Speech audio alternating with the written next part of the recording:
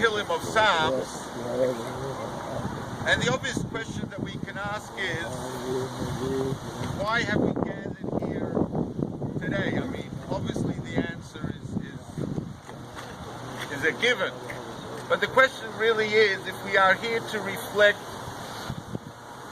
in the brief moments that we have on the life of Shua, we could have remained in the warmth and the comfort of either his home in Crown Heights, or for the family in Cleveland, gathered around their home there. Why have we gathered here?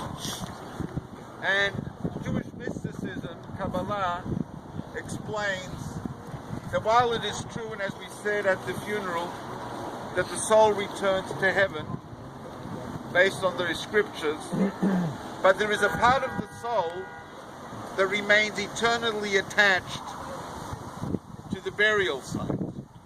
Because otherwise it makes absolutely no sense. Why would we be standing here speaking to a cold slab of marble, to something that is inanimate? But in actual fact, that isn't the case. And that is why you will sometimes see at grave sites invitations to weddings, to bar mitzvahs. Sometimes you may overhear people talking, sharing information, praying and beseeching the departed to pray on their behalf, sharing with them good tidings. And the reason for that is because there will eternally be part of the soul that remains here. And that is why perhaps the reason for our custom, many have the custom that the erection of the tombstone actually takes place at the conclusion of the year of mourning. While the custom in Chabad is that we try to do the tombstone as quickly as possible. Perhaps one of the reasons is because, again, this is beyond my pay grade, we are told by the mystics that the soul is really only at rest when it is covered, so to speak, with its own home.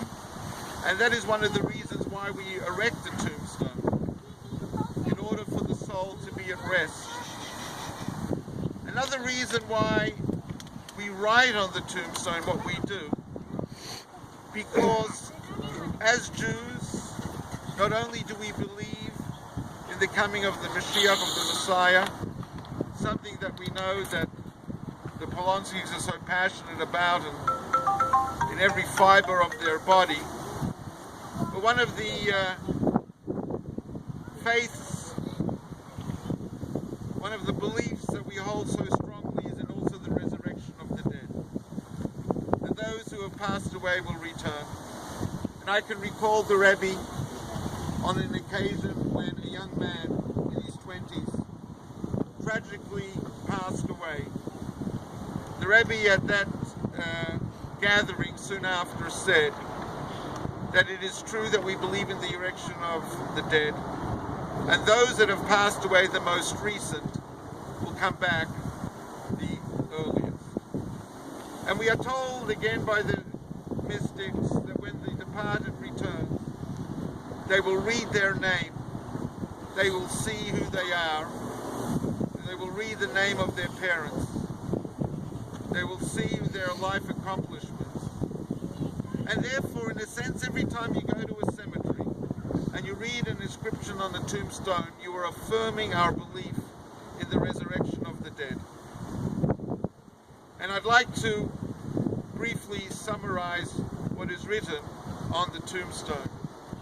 Por nit mohir isn't turned, and again our tradition is that we only use the traditional Hebrew script, Hebrew writing, and we do have in English Yehoshua's name, but otherwise our custom is that it should remain totally only in the Hebrew.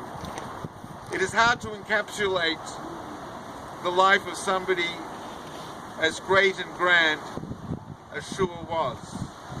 And the more that we spent time, I did anyway, at the Shiva, and hearing from friends during the difficult weeks leading up to the tragedy, it became very clear to me and to so many others around the world that we have over here a man who brought as his name reflected. He brought salvation. Salvation means hope, and he brought healing. Our rabbis tell us that when parents name a child, they're given divine inspiration. It is as if God whispers in their ear and tells Hershleib and Yocheved, I want you to name your child Yehoshua Raphael, because his life will encapsulate those two themes. And the very short years that he had here, in his 32nd year lay, a man of all heart, his name truly reflected the life that he led.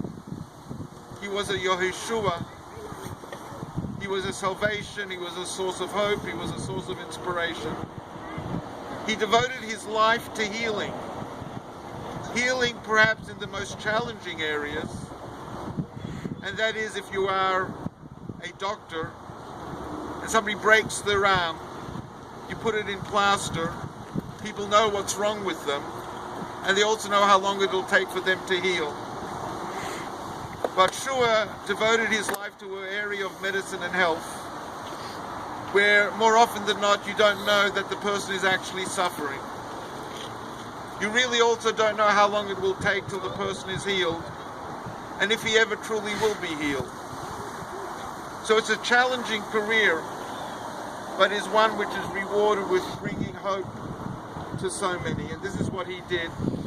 Made no distinction between Jew and Gentile, color, creed or kind, because that was the man that he was. So Por Nitmo here is in turn Ish Tamim B'Maisav and Noim B'Alichosav. And as I said, so hard to encapsulate in a few lines the life that he was. But he was an Ish Tamim again. Even those two words conjure up so much meaning and so much depth in how it speaks about the person. It speaks about a person who was so complete and so perfect. And he was in so many different ways. He was sort of like a man of two talents. On the one hand, he was very sporting, very active and very outgoing. Starting a basketball club league.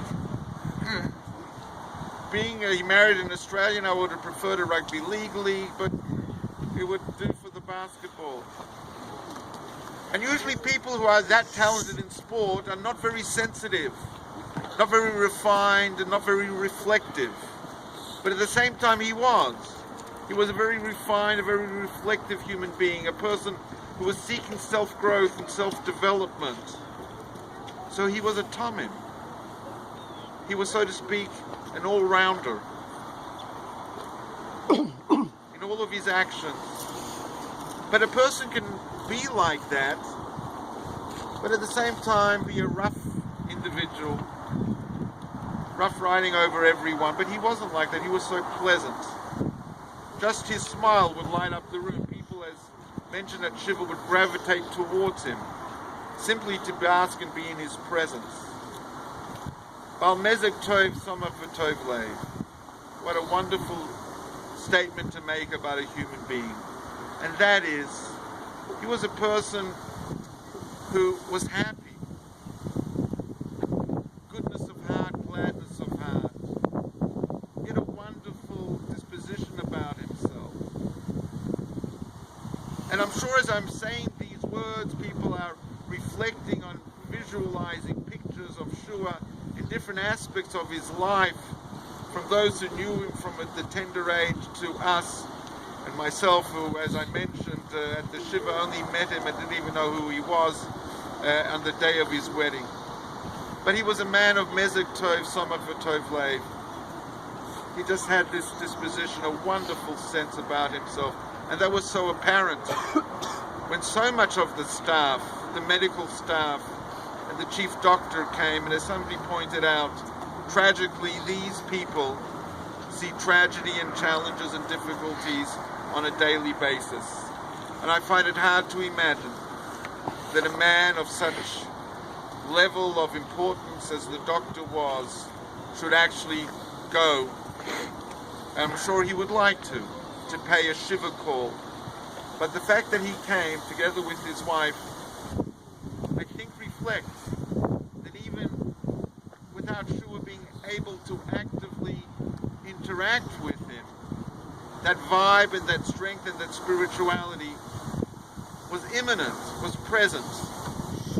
He was the son of Rabbi Halevi and Yocheved Shlita. Very important that his parents' names should be mentioned. He was a Polanki and of course a waxman. And then we write Chosid Shel Kvod Tushas Admor Mulubavitch. He was a Chosid. That in itself is a title that few merit, and those who do are truly blessed. He saw his path guided by the teachings of the Rebbe, inspired by his shluchim, and surrounded in his final years in the Lubavitch community of Crown Heights, where he gave so much.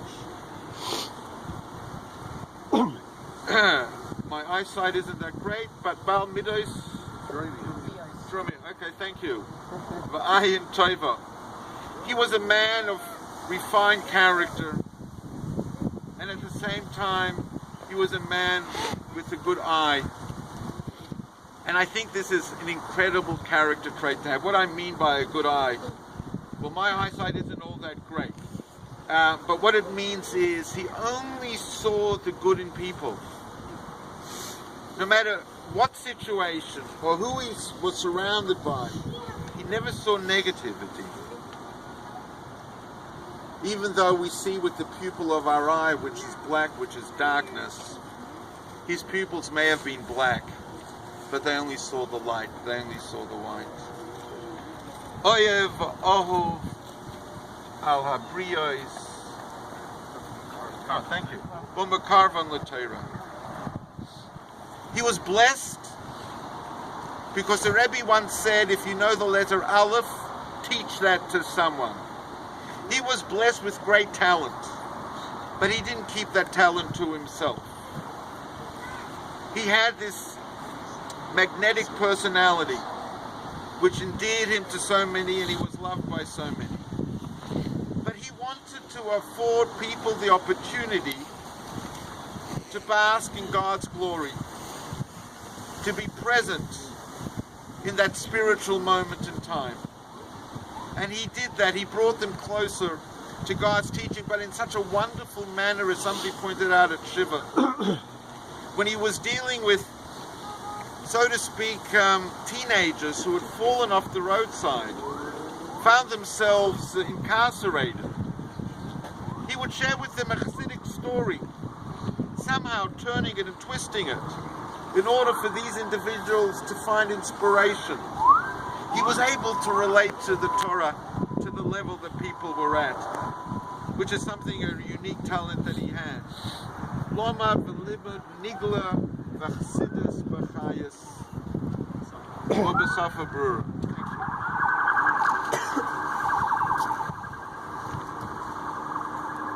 Wonderful character trait.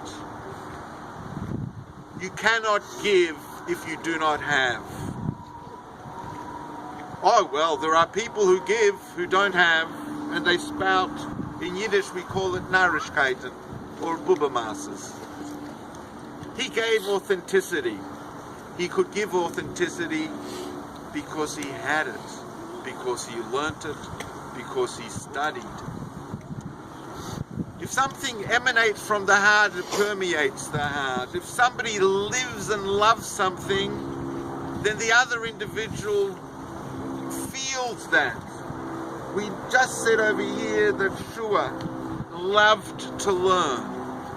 He was imbued with the love of learning, of the revealed aspect of the Torah, which is the Talmud and the Mishnah, the Chumash, the Bible. But he had that same love and enthusiasm to study the Chassidut, Jewish mysticism, the teachings of the Rebbeim, of the Rebbe. And he was able to convey it in a language and in a manner that made it palatable for all. And then we write Mosor v'Nosan v'Vavias l'Ishtay v'Yolodov. Without a doubt, probably the most tragic statement that we can say. As we see Manuela running around here. As I wrote earlier, the only thing we can say at this point is Vayidom Aaron. When Aaron lost his two sons, the Bible, the Torah tells us that Aaron was silent. On one level, he was silent because he accepted God's decree. I'm not Aaron. Maybe some people here are. But we can say Vayidom Aaron. Aaron was silent because no matter what he would say, wouldn't suffice to express the pain, the sorrow, the sadness, and the suffering that we, Simi, the parents, grandparents, siblings, brothers-in-law, sisters-in-law, nephews, nieces, cousins, are feeling at this moment. And therefore we remain silent. The less said is the better. Ateres u'pe'er mishpachtoi. Without a doubt, he was the crowning glory of his family. All of his siblings looked up to him. I don't know if he was the tallest. Maybe he was. The oldest for sure. But everyone looked up to him for guidance, for inspiration. And I think not only his siblings, but I think it's true of the older generations as well.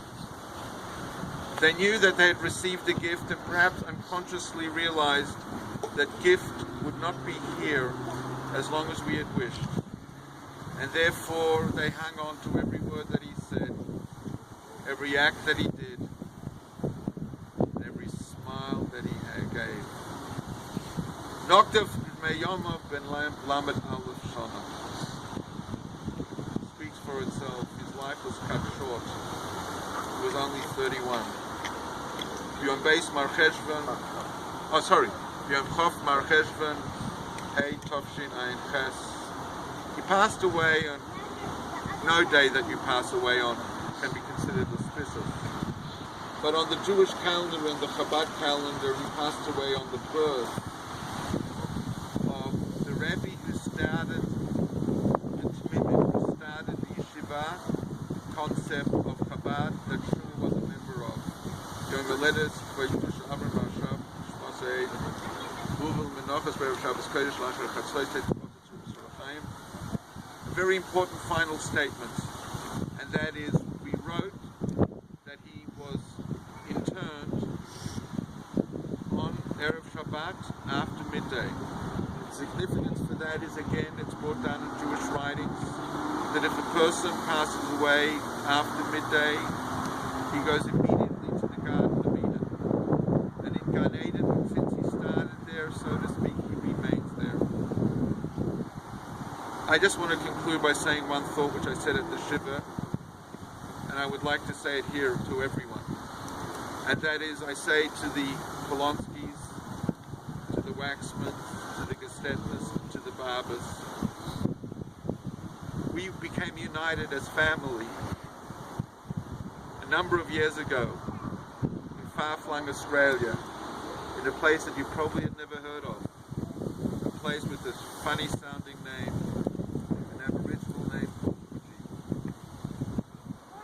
that moment in time, that spiritual moment in time where we speak about all of the seven worlds uniting Simi and Shua together, united our four families, and eternally we are united together as family. Your joy will be our joy, your simchas will be our simchas, your pain will be our pain, and I'm sure it will be true vice versa. Whether it will be in Australia, whether it will be in Cleveland, whether it will be in New York, or wherever it will be in the world. We stand here today, that the link that you created with Simi remains eternal.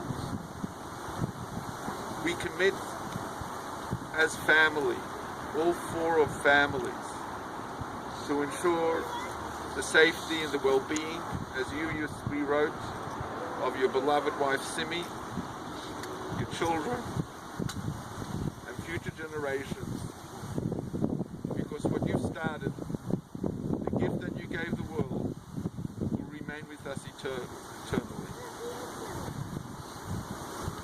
If anyone else would like to say a few words. Thank you so much. You don't have to thank me.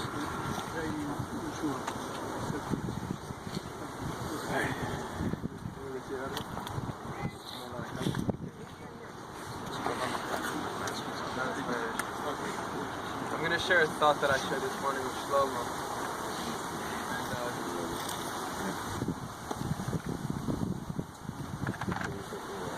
Today's Hayom Yom.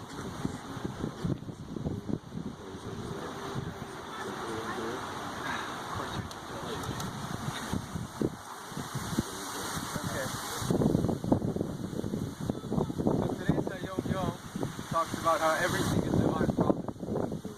Everything is from God's grand design. So when I thought about grand design, I thought sword on a big chessboard, and Hashem's the grand master.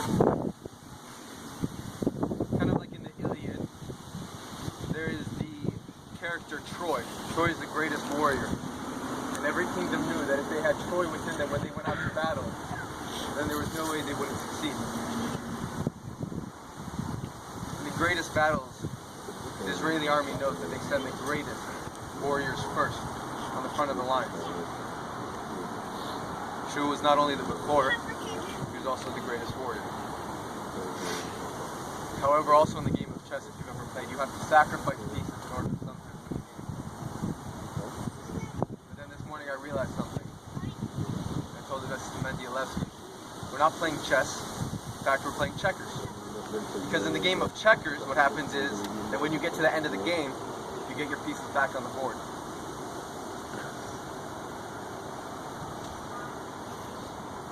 We've had bitachon when we came into this, and I'm not going to try and describe Shua's life because I'd be here all day. But I know Shua's mission. And Shua's mission here was to learn Torah, do mitzvahs, bring positivity, love, unity. We saw through the last couple of weeks. And right now he is leading us. He's the greatest warrior who's on the front of the line. And he made the greatest sacrifice. And here we all stand. And we are all behind him. And to continue his legacy is not what I plan to. I think it's something we all plan to do. To continue his mission, to continue fighting without war. To continue having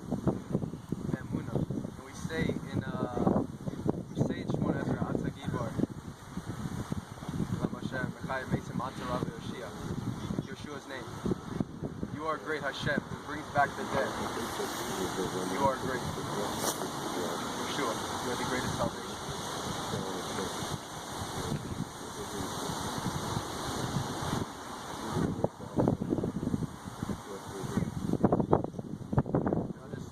I'll just end off with the same words that Yehoshua was given by Hashem before he went and conquered. He was the leading warrior before he went into the land of Israel.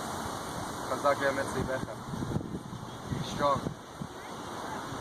Strengthen your heart.